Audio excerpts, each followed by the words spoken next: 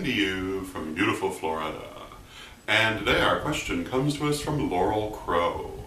And Laurel Crow asks whether it is acceptable to use artificial forms of light, such as flashlights or electric candles, when for some reason one cannot use natural flame.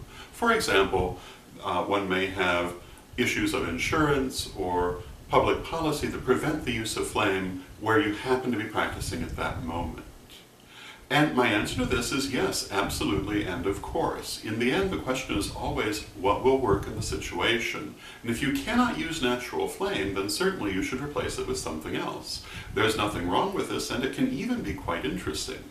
One of the most interesting ritual things that I have ever seen was at Panthea Temple in Chicago in the early 90s. And the president of Panthea Temple, Hal Story, sometimes called the man with three hearts, used as his athame a laser pointer.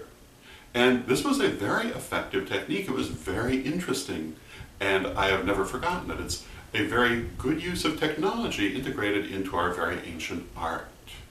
I myself have done ritual using electric candles when I was in Salem at Tituba Temple because there were insurance issues with using natural flame, but the electric flame worked just fine.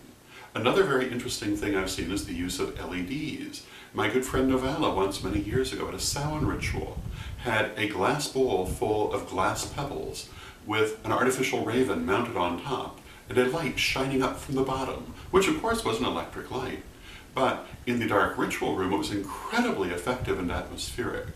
So there are a lot of things that you can do with artificial light, and nothing in the world wrong with it.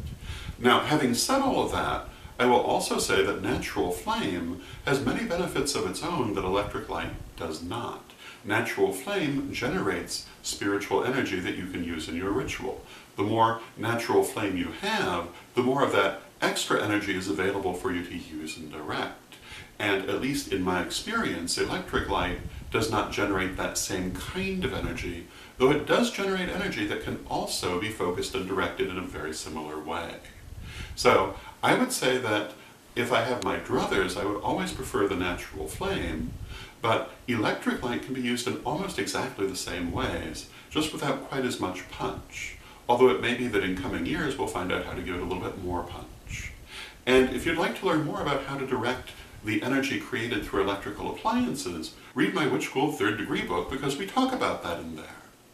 So those are my thoughts on the matter. I hope you find them interesting, and until next time, may you blessed be. Hello, this is Reverend Don Lewis coming to you for Pagans Tonight Radio.